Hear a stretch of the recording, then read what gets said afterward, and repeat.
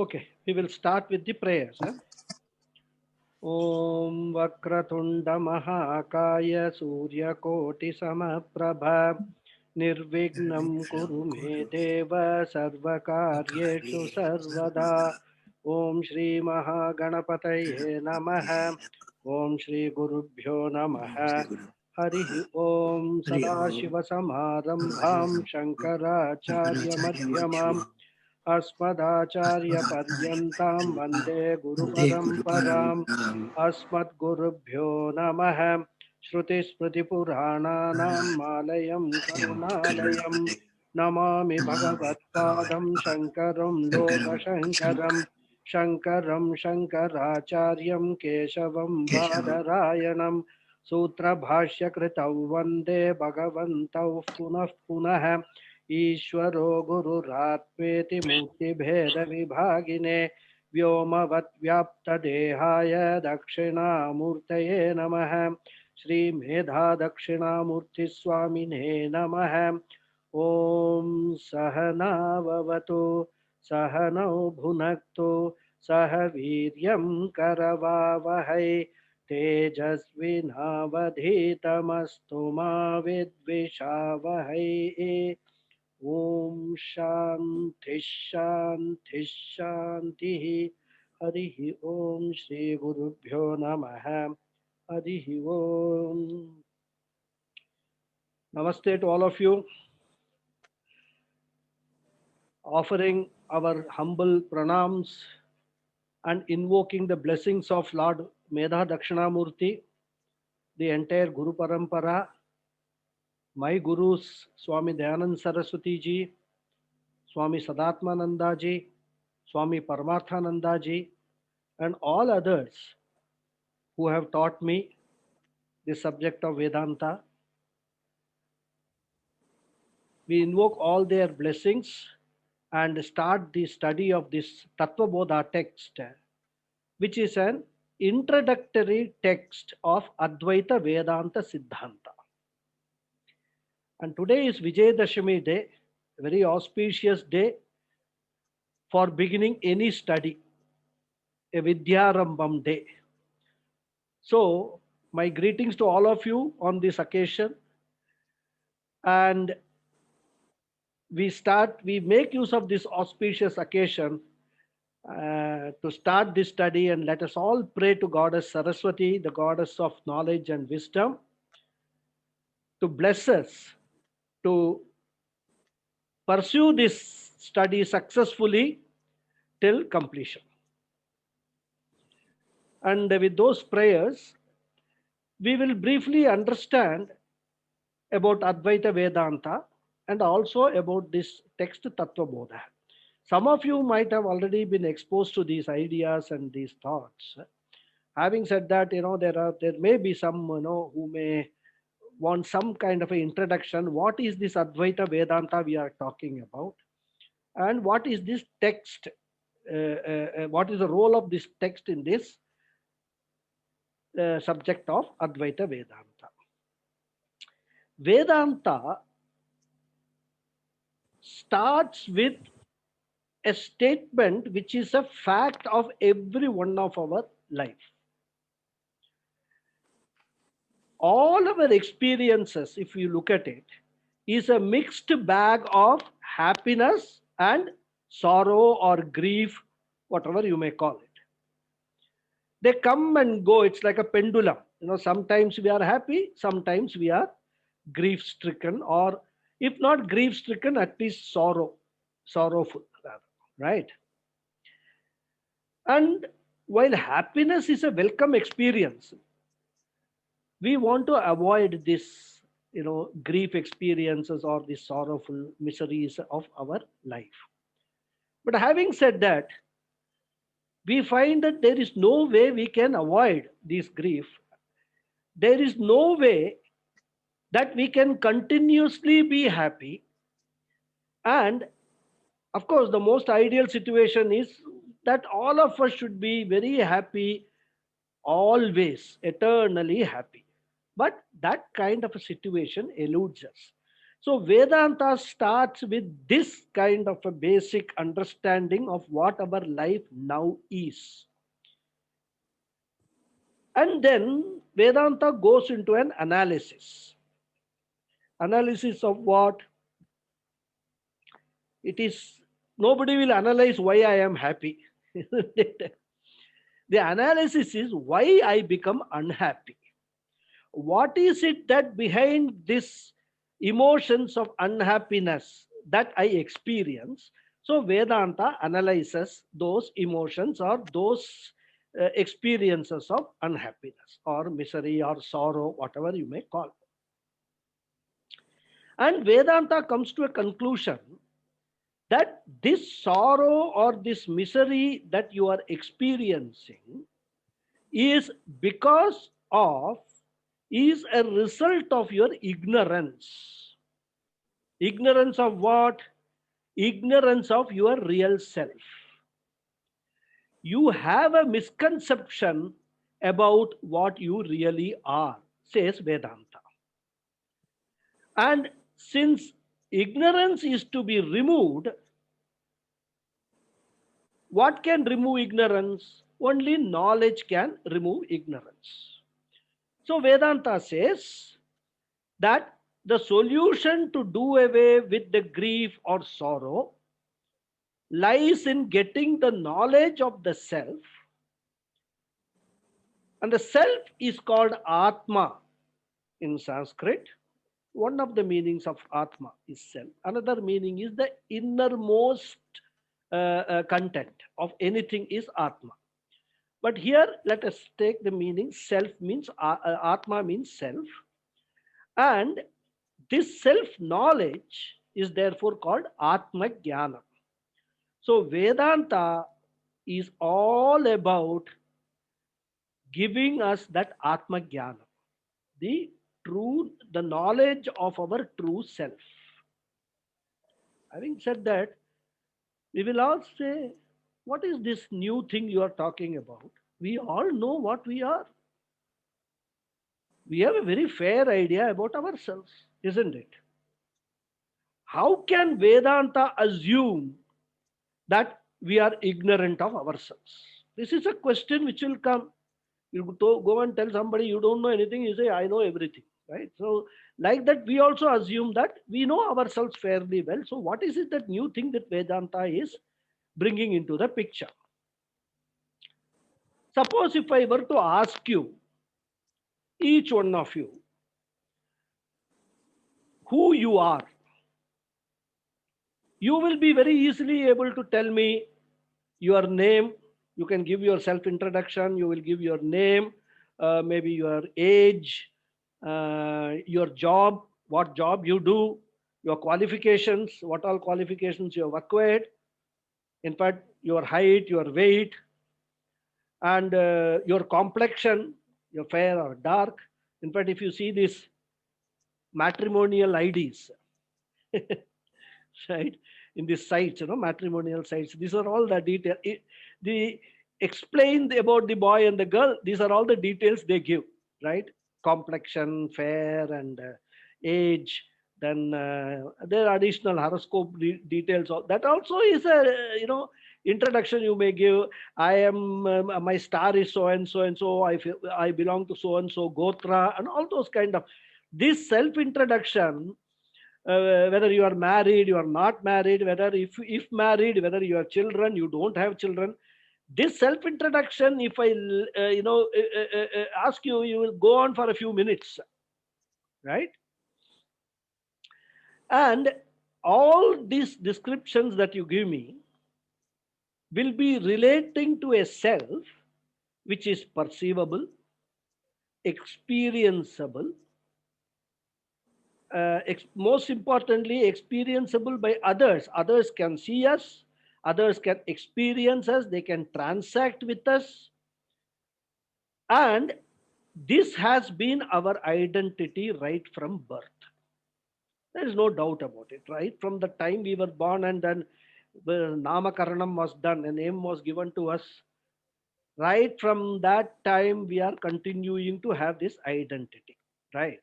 And there has been no problem with that. We have been leading our life quite comfortably in whatever station that we are in our life. And this has actually become our identification, our strong identity with all these aspects of the self which I explained.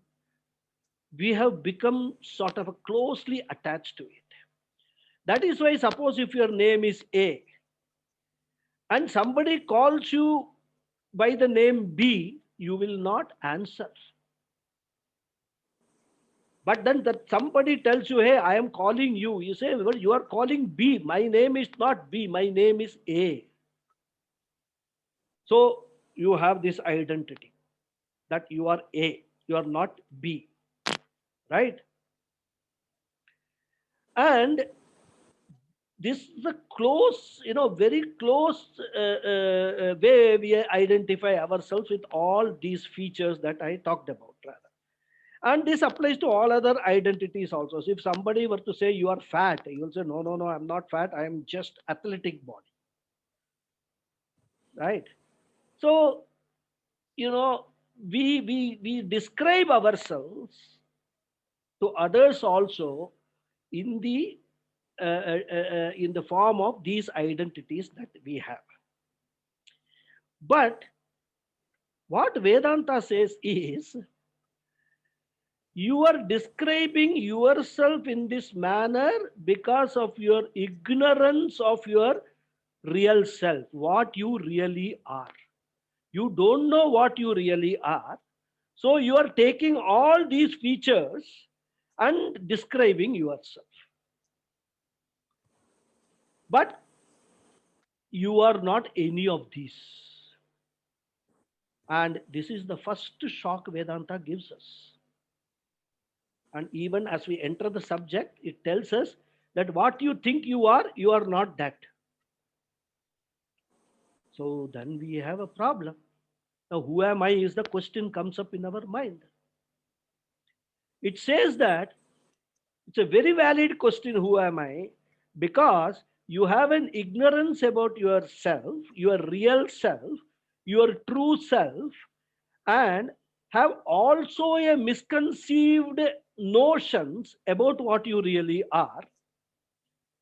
So you suffer from two disabilities. One, you are ignorant of your real self. Not only that, you further go ahead and have misconceptions about what you are. So these two problems are there. If you are totally ignorant, then also it's not a big problem. But here you have got a misconception about what you think you are, Mr. A, you think you are tall, you think you are fair, you think you belong to this particular community. All those things are all misconceptions that you have developed. And this is highlighted through an example. What is an example? Suppose we have a house and we are asked, whose house is this? What we will say? We will say, this is my house. Right? Suppose we have a car and somebody asks, whose car is this? We will say, this is my car. Right? So when it comes to a house or a car and all that, our answer will be, this is mine, this is mine. Any other objects also you can extend this example rather. This shows that in our intellect, we make a very clear difference between me and mine, isn't it? What is mine is not me. I am different from the house, I am different from the car. So whenever we say mine, it implies that we are talking about two things. One is I and another is an object which I possess. It's very clear when it comes to a car, house, or any other object. That is why if a house is damaged, what we say, my house is damaged. Or a car is meets with an accident, God forbid. My car has met with an accident. This is what we say, isn't it? So far, so good, no problem. But the problem comes when somebody asks you, showing your hand, what is this? You say, my hand. No problem. What is this? You say, my body. You say, my mouth, my nose. All those things you say. So here also, without our realizing, what we are implying is that I am different from the body. I am different from my hand. I am different from my nose. If they say, they call, who is Mr. A? That is my name. So I am different from my name. So whenever you are saying mine, mine, mine, mine, or my, you are intellectually acknowledging the fact that you are different from all those things. So far, so good. But now the problem happens. If your body falls sick, you say, I am sick. You don't say, my body is sick. If your hand is hurt, you say, I am hurt. You don't say, my hand is hurt. Whereas in the case of a car and house, you said, my car is damaged or my house is damaged and all that, right? Whereas when it comes to your this body mind sense complex, whatever you have been explaining or expressing as my body, my hand, and my name and all suddenly becomes I. So that's a mixing happens between what belongs to you and what you are. And that is what Vedanta is pointing out. He says that this is happening because you have a fundamental ignorance about who you are.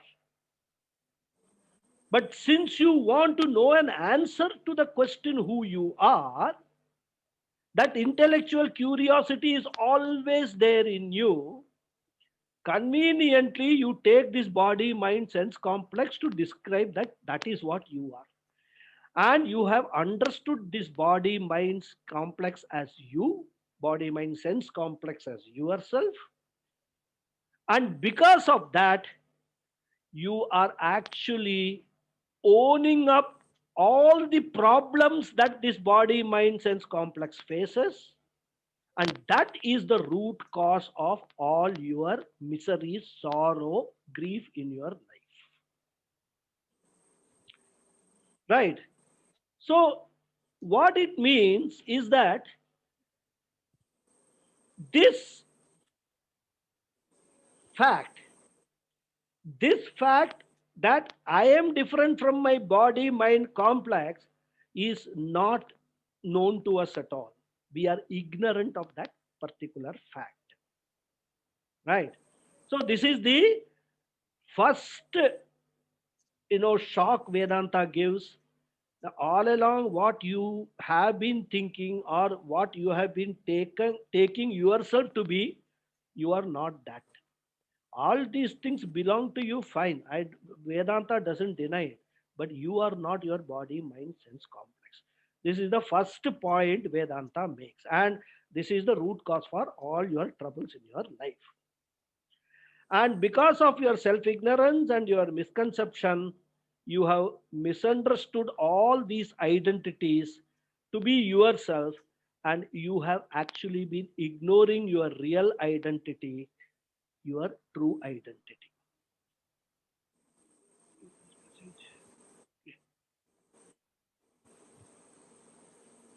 Suddenly something comes. Okay. And the entire study of Vedanta, excuse me,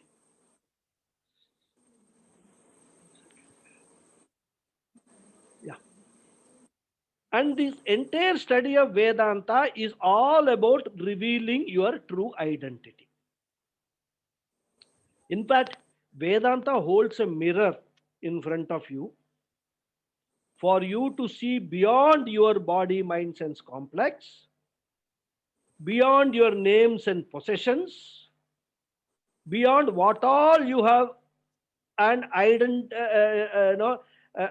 what all you have been identifying yourself with, and then help you to identify your real self. And through this, help you to gain that knowledge of your real nature, your true nature, which is, Vedanta says, is Sat, Chit, and Ananda. These are all technical terms we will see when we see the text. Sat is pure existence, Chit is pure consciousness, and Ananda is pure happiness. Ananda is also defined as Ananta, which means limitlessness.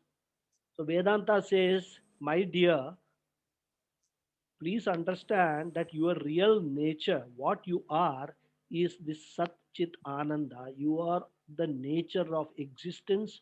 You are of the nature of consciousness. You are of the nature of happiness.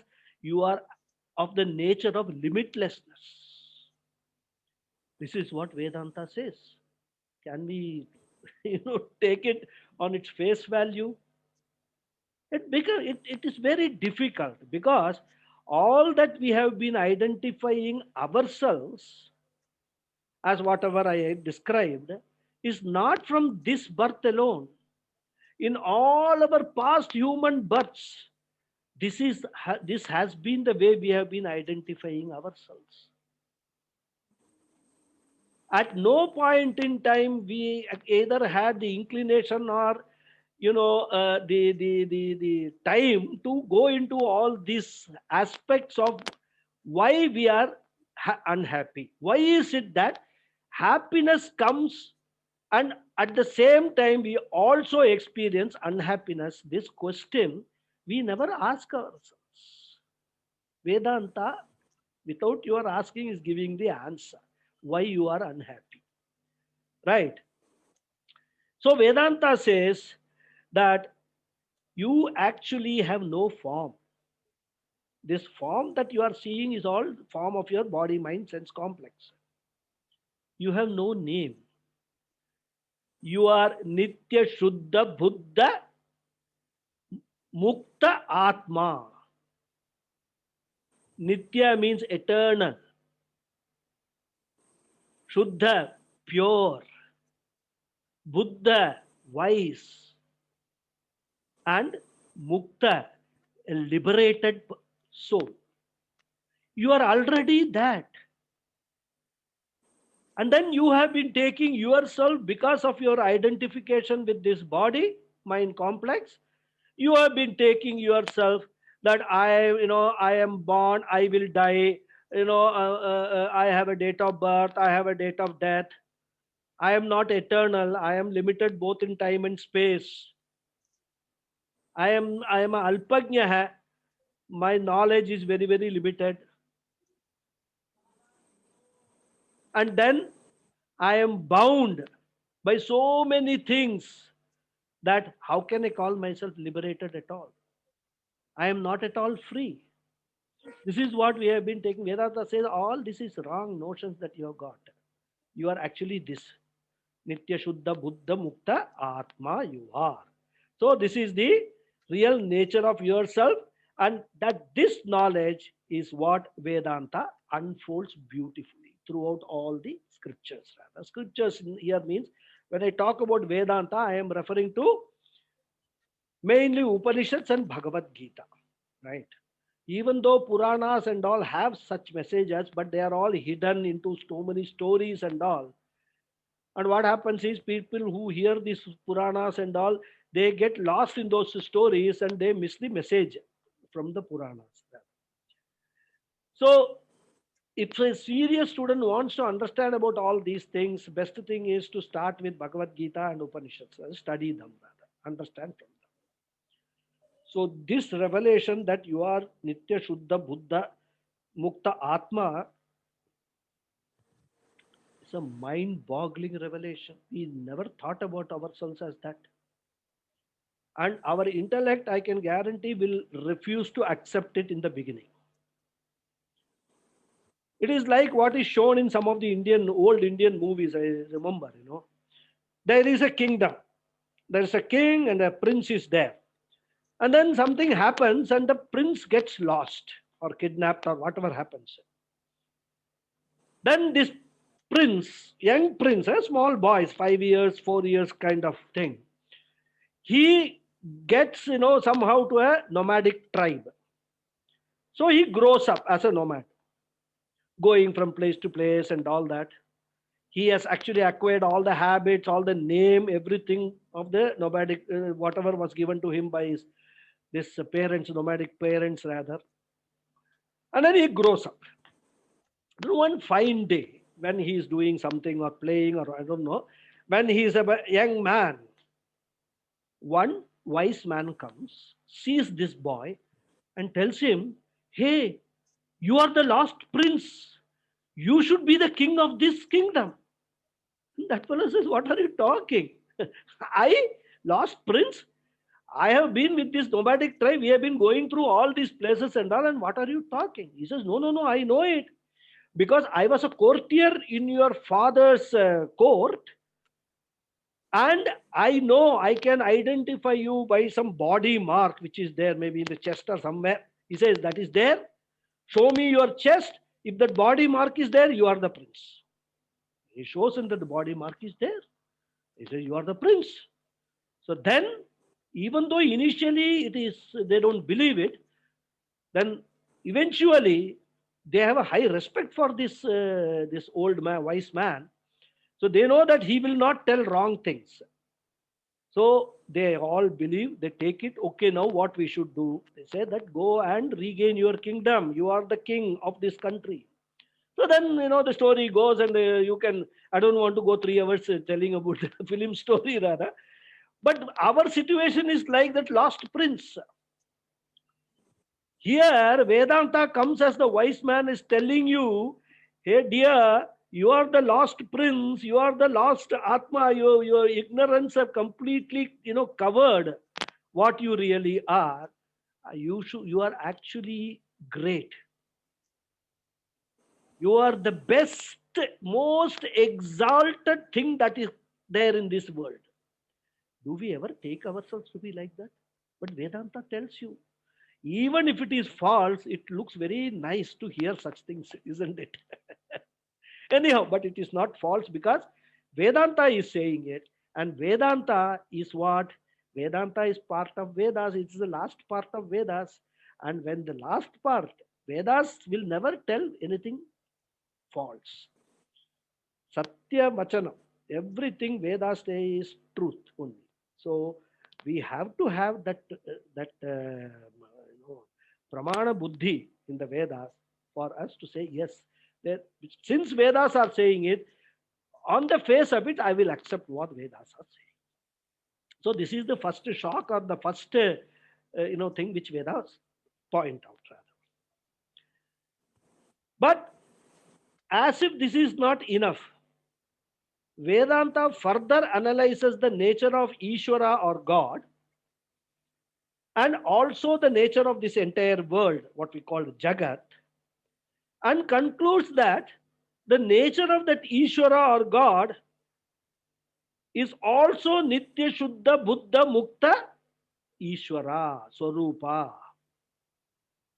So you are also Nitya Shuddha Buddha Mukta Swarupa. Ishvara also is Nitya Mukta Buddha Shuddha Swarupa, Mukta Swarupa. So there is no difference between you and that Ishvara. Your real nature and the Ishvara's real nature is one and the same. Your real nature and the God's real nature is one and the same. You are God. Tattvamasi. That is what Vedanta says. Chandogya Upanishad repeats this Tattvamasi 9 times in the 6th chapter. So, this is the second shock with Vedanta is giving. That you are equated to the omnipotent, omniscient, Sarvajna, Sarvavyapi, Sarvashaktiman, Ishvara. You are, it says. But we have always been taken ourselves as what? Alpagya hai, Alpashaktiman. We are not able to get up from the bed. We don't, sometimes old age, we don't have strength to get up from the bed. It is not you, it is your body which is not able to get up from the bed. But we unfortunately take it that I am unable to get up from the bed because of this self misconception and self ignorance, rather. And this is the second shock Vedanta gives. The first shock is you are not what you believe yourself to be. You say, okay, you are saying it, we'll accept it. Second thing, Vedanta says that you are equal unto Ishvara. You and God, there is no difference. Tattvamasi, you are the God, that thou art. You are that Ishvara, you are that Paramatma. So we say, okay, what more? So Vedanta now gives another revelation. What Vedanta says, and this is very interesting, he says this entire world that you are experiencing, we have analyzed it. That is not real. It appears to be real, but it is only an illusion that you are having. There is no world. Now you say this is too much. Huh? We are transacting with this world every day in and day out. We are having so many, transactions, so many interactions with this world, and you say it doesn't exist. What is this? So Vedanta says yes, and there is a beautiful Vakya. Vedanta Vakya. It just encapsulates everything rather. It says, Brahma Satyam Jagan Mithya Jivo Brahmeti Naparaha. Brahma means we will study Brahman. What? Brahman, we can take it now as Ishvara. Ishvara is the only truth. Brahman is the only truth. Brahma Satyam. Jagan Mithya. This world is an appearance. Mithya word we have to understand very carefully. It doesn't mean false. It only means that it doesn't have its own independent existence. And because it depends for its existence on Brahman, it borrows existence from Brahman and it appears to exist. So Mithya means that which appears to exist, but actually it doesn't have its own existence. That is Mithya. So Jagan Mithya and Jivo Brahmeti Naparaha. Jiva means you, the Jivatma. Brahma means Paramatma. Naparaha, there is no difference. There is not different from Jivatma and Paramatma. They are not different. They are one and the same. So this is the third, I would call it, missile which Vedanta gives. So three things it says, which we have never even imagined, which we have never even thought about such things. First thing is, you are not what you take yourself to be. You are not this body, mind, sense complex. First thing. Second part, it says that you and Ishvara, you and Paramatma, there is no difference. You both are same. You are Paramatma, Tattvamasi, or Aham Brahmasmi. And the third one, it says that this entire world that you are experiencing, you are taking it to be real, actually has a dependent existence and it's only an illusion. Actually, there is no world like that. These three things Vedanta says. And all these things will sound very, very, like too much for anybody to digest. I almost bordering on blasphemy, isn't it? If I have to use that particular word rather. But the fact is, Upanishad after Upanishad, and including Bhagavad Gita, is giving the same message.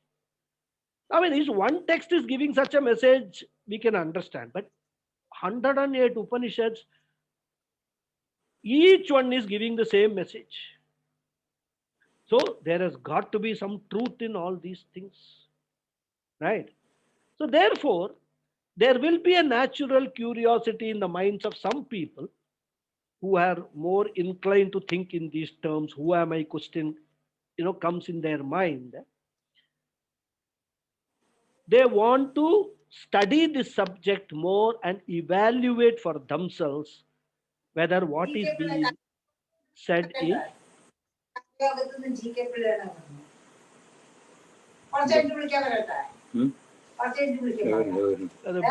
Mute all, please. Mute your mics. So some people will have this curiosity to find out what is said is acceptable, whether there is any logic behind it, or is it only is a matter of faith. We just have to believe it because the Vedas are saying it. Rather. So this leads us to a detailed study of this Vedanta. That is why it becomes relevant. Why people are talking in the middle? Please don't talk. If you want to talk, mute your speakers. You are disturbing my talk.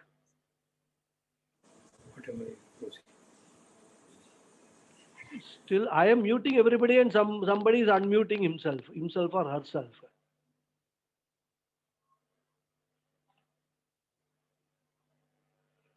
So, in this context, a detailed study of this Vedanta becomes relevant. And as I said, when I say Vedanta, we are talking about Upanishads, Bhagavad Gita, and all that. Brahma Sutra, one of the most analyzed Vedanta text rather. And also lot of introductory texts which have been written by various Acharyas.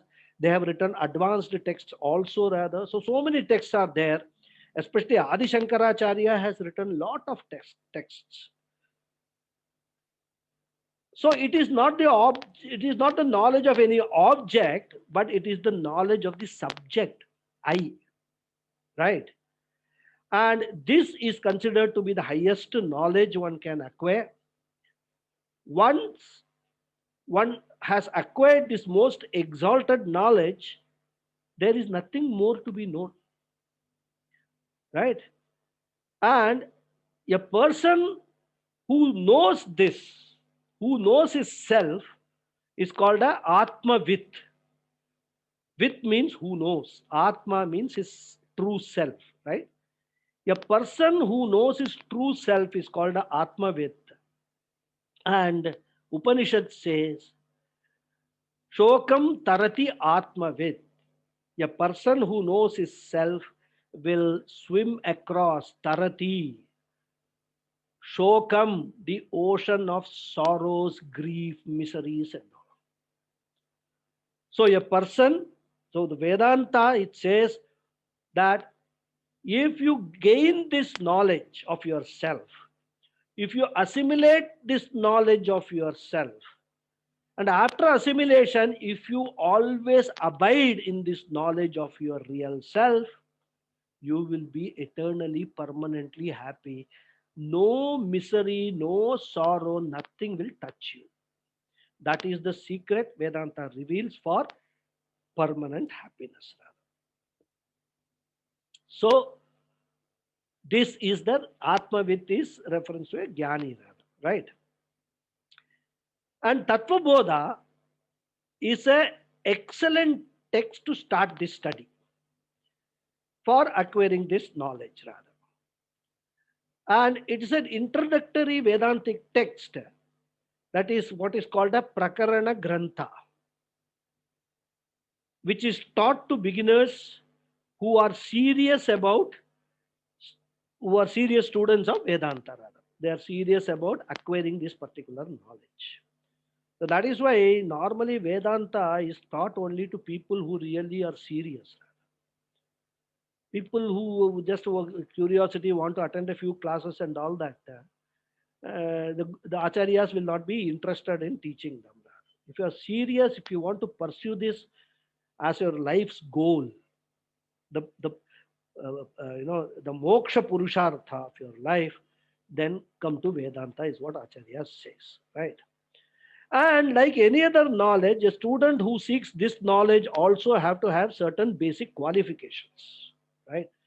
Because if you want to study medicine, you have to have certain basic qualification. You want to study engineering, you need to have certain basic qualification like mathematics and all that kind of. So similarly, this Vedanta is also a full-time study. So you need to have certain basic qualifications rather. So the students first needs to have a broad overview of what this Vedanta is all about, what are the qualifications that are required, and if he doesn't have those qualifications, how he can actually acquire those qualifications for the study of this Vedanta. What is the meaning of all the terminologies which are used in the various Vedantic texts? There are a lot of terminology used. I mean, few of them I just now told you. Satyam, the Sat Chit Ananda. Now, what does the Sat Chit and Ananda mean? So many other terminologies are there. What do all those terminologies mean? For learning all these things, this Tattva Bodha is a very good introductory text. It's a very good primer rather for this purpose. Okay. So when one desires to learn the Vedantic scriptures, one needs to pledge one's commitment to the teaching by regularly attending the classes, paying attention to what is being taught in the class. In fact, revising the teaching, Swami Paramarthananda always insists you come to the class, go back and revise what has been taught.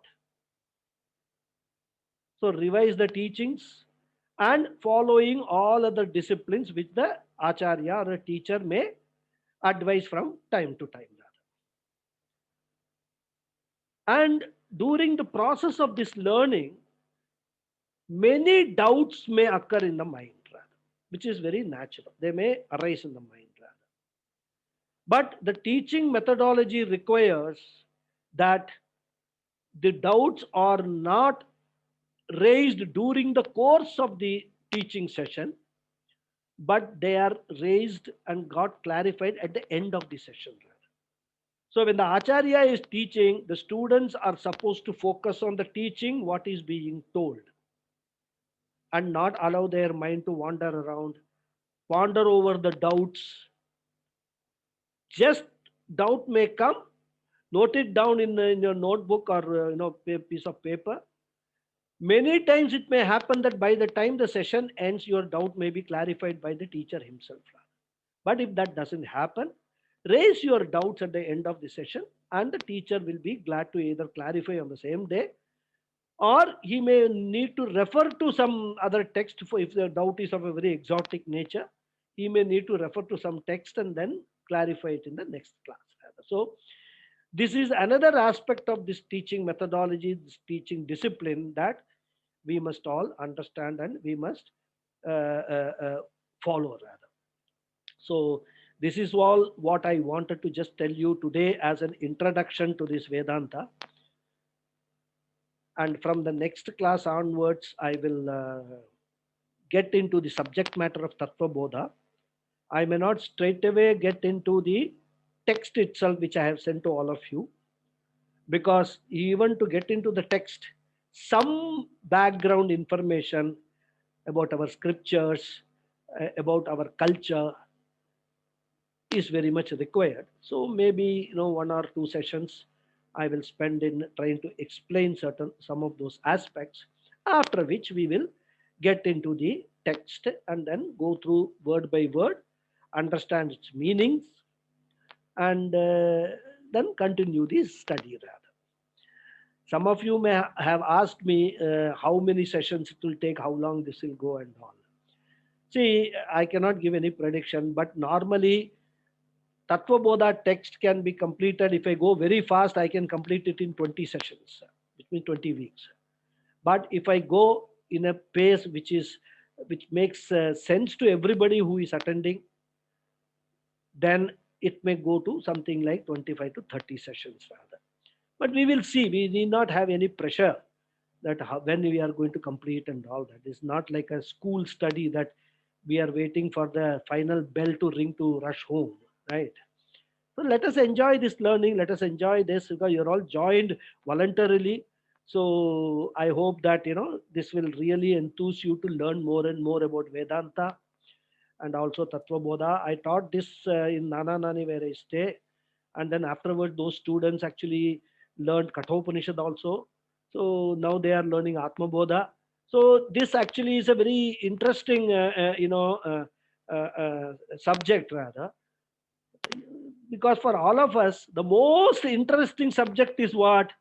Myself, isn't it? Right? Because as it says in the Shastras, the person whom we love most is our own self. Right? So that is what the reality is. We may all say, no, no, no, I love X, Y, Z and all that. You love X, Y, Z because you love yourself. That is why. So anyhow, we'll get into all those things when we discuss the details. So I once again offer our prayers and seek the blessings of our Guru Parampara and all the Ishvara, Lord Veda, Dakshinamurti and all my teachers, and on behalf of all of you.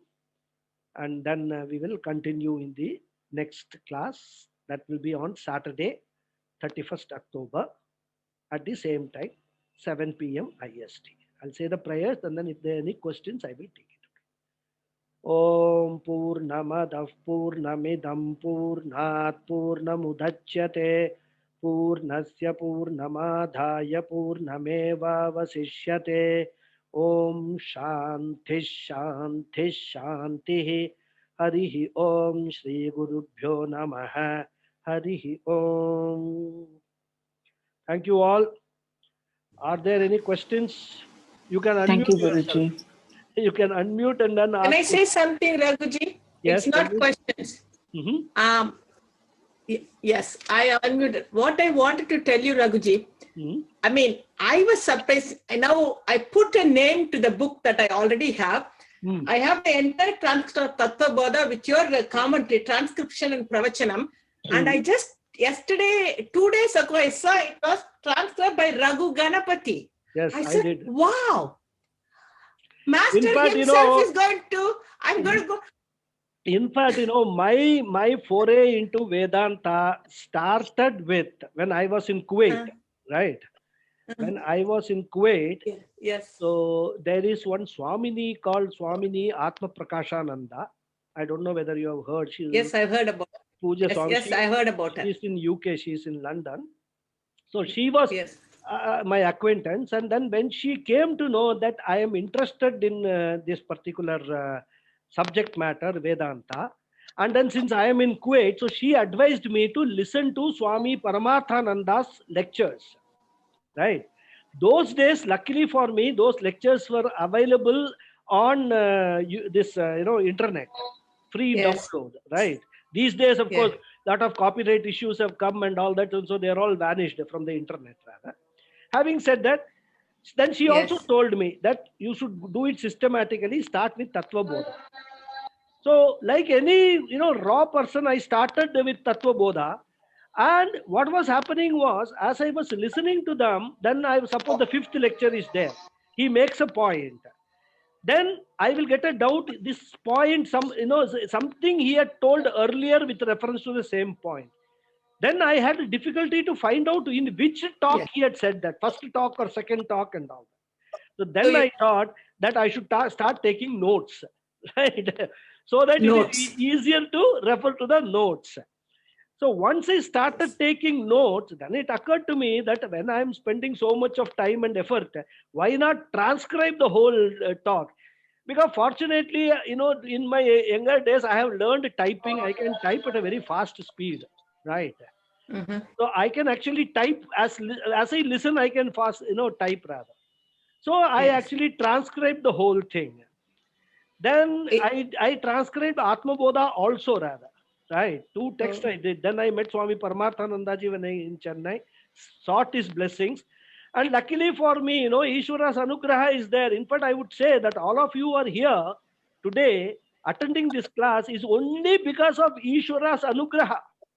Without that, the thought of going into Vedanta will not occur to anybody. I can guarantee you that. That Ishvara's Anugraha has to be unlocked. Then only you come to Vedanta. Otherwise, people may listen to Vedanta and just dismiss it as all nonsense and then go away. because that anugraha is missing. So like that, So, yeah. So Yeah, that is how, then I got a chance to get admitted to Puja Swamiji's ashram. I spent 3.5 years there and then got the full knowledge, whatever I was looking for. So that is the thing. In fact, as you say, that Tattva Bodha transcribed from me, in fact, my teaching more or less will be all following those notes only, which I took from Swami yeah. Paramathananda, which are excellent Because, notes. no, excellent notes. I have read a lot of them, but I have to keep understanding because I have to go through, because True. See, from a involved in book, the family life. I mean, from a book, we cannot, get everything. yes, Unless yes, you somebody need it directly. explains to you, Yes, it makes exactly. a lot of It difference. makes a lot of sense. Yes, Yeah, yes. No, yeah. what I wanted to say, I downloaded 2 years ago from Aavignidhi, India, and I said, oh, this is good. Who was this? I said, Raghu Ganapathy. But Yeah. who is this Raghu Ganapathy? And I said, 1 week ago, I said, oh, this is whom I am learning Sanskritam. Yeah. That is how life takes you, I mean. Small world.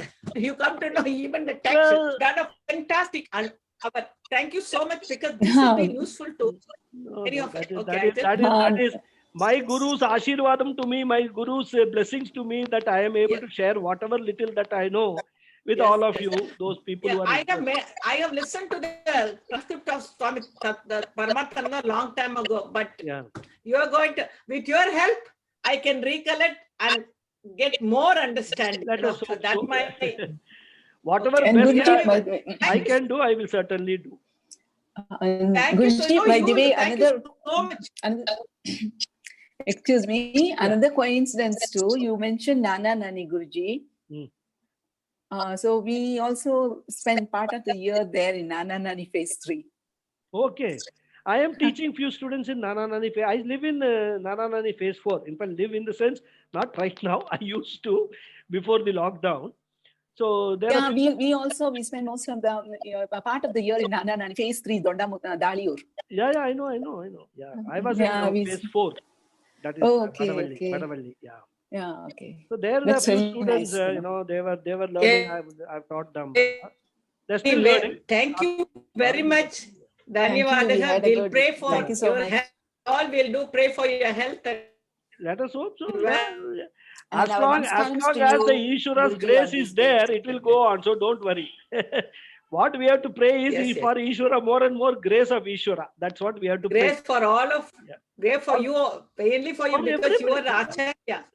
That's okay. Yes, for us. Okay. Dhanyawad. Hari Om. I have one query. Yes.